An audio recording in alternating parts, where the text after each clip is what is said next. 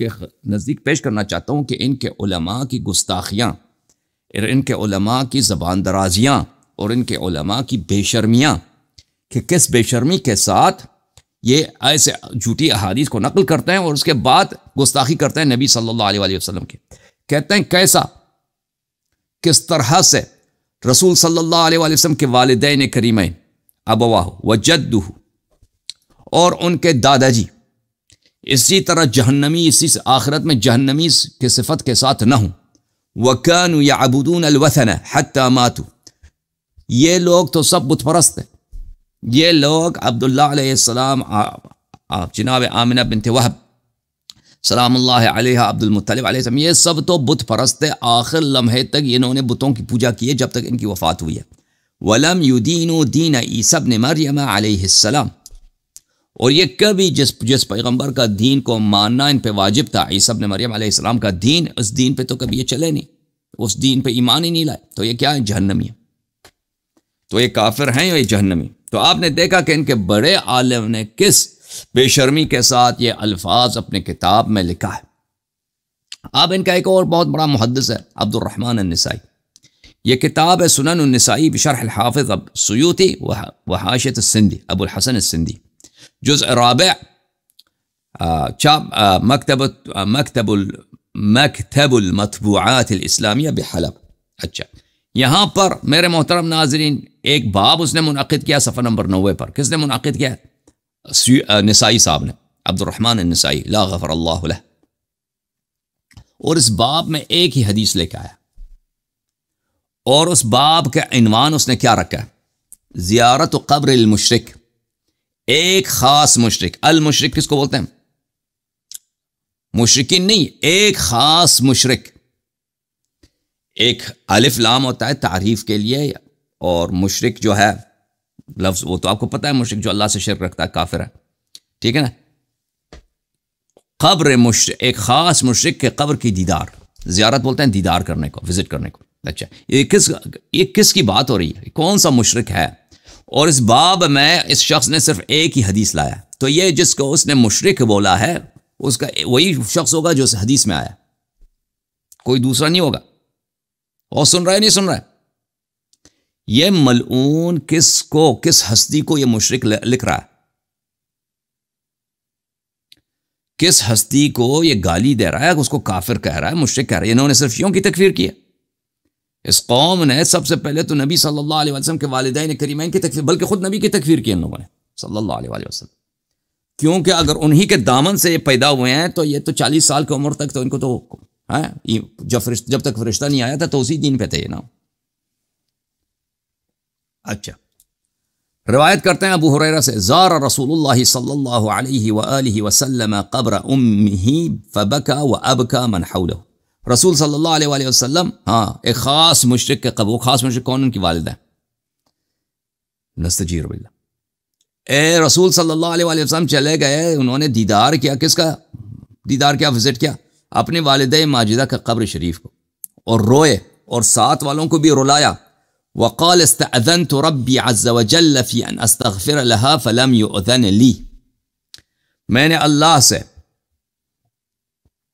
اجازہ مانگا ہے کہ میں اپنی والدہ کے لیے استغفار کروں تو اللہ نے مجھے اجازت نہیں دی. تو اس ملعون نے ٹائٹل کیا رکھا؟ زیارت قبر المشرک، ایک خاص مشرک کے قبر کا دیدار. اس سے مراد کون ہے؟ وہ مشرک کو مشرک کہہ رہا ہے، نبی صلی اللہ علیہ وسلم کی والدہ ماجدہ کو. اچھا، ملاحظہ کریں، یہ قاضی عیاض یحسبی کی اکمال المعلم بفوائد مسلم جزء ثالث، اور یہ بھی بہت بڑے محدث ہیں، بہت بڑے مجتہد ہیں فرقہ عمریہ کے، بلند پائے کے محدث مجتہد اور مشہور عالم. سنہ 1998 میں کتاب مصر میں چھپی ہے.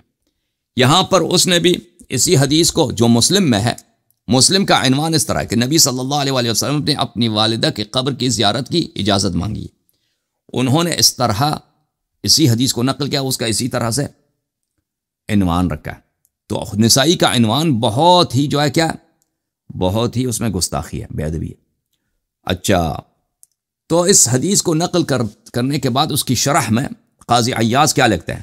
استئذانہ علیہ السلام فی زیارت قبر امہ والاذن فی ذلک، یہ کہ رسول صلی اللہ علیہ وآلہ وسلم نے اللہ تعالیٰ سے اجازت طلب کیا کہ میں والدہ کی قبر کی طرف جاؤں، اور اللہ نے جو اجازت عطا کیا، دلیل علی جواز زیارت القبور وصلۃ الآباء المشرکین۔ اچھا، کہتے ہیں یہ اس بات کی دلیل ہے کہ انسان قبرستان کا دیدار زیارت کر سکتا ہے، اور مشرک، ہاں آباء المشرکین، مشرک آبا، مشرک اجداد، مشرک رشتہ داروں کے ساتھ احسان کر سکتا ہے، ان کے ساتھ صلہ کر سکتا ہے، یعنی احسان کر سکتا ہے، ان کا دیدار کر سکتا ہے، ٹھیک ہے نا۔ تو اس نے بھی واضح الفاظ میں نبی صلی اللہ علیہ وآلہ وسلم کی والدہ ماجدہ کو کیا بولا ہے؟ نستجیر باللہ، مشرک بولا۔ اچھا، ملاحظہ کریں، ان کا بہت بڑا عالم ہے مسلم ابن حجاج النیسابوری۔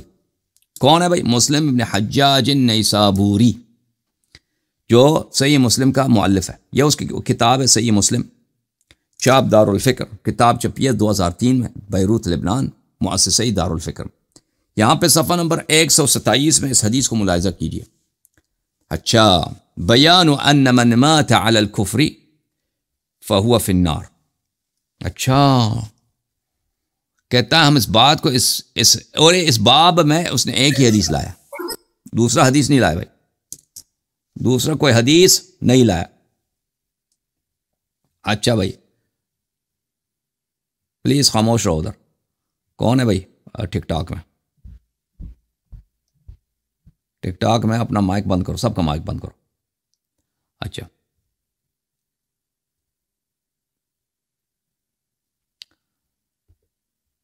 اچھا، یہاں کہتے ہیں ہم اس باب میں بیان کریں گے کہ جو کفر پہ مرتا ہے تو وہ جہنم میں ہوتا ہے۔ اچھا، اس سے مراد کون ہے؟ اچھا، اس میں جو حدیث لایا وہ ایک حدیث ہے،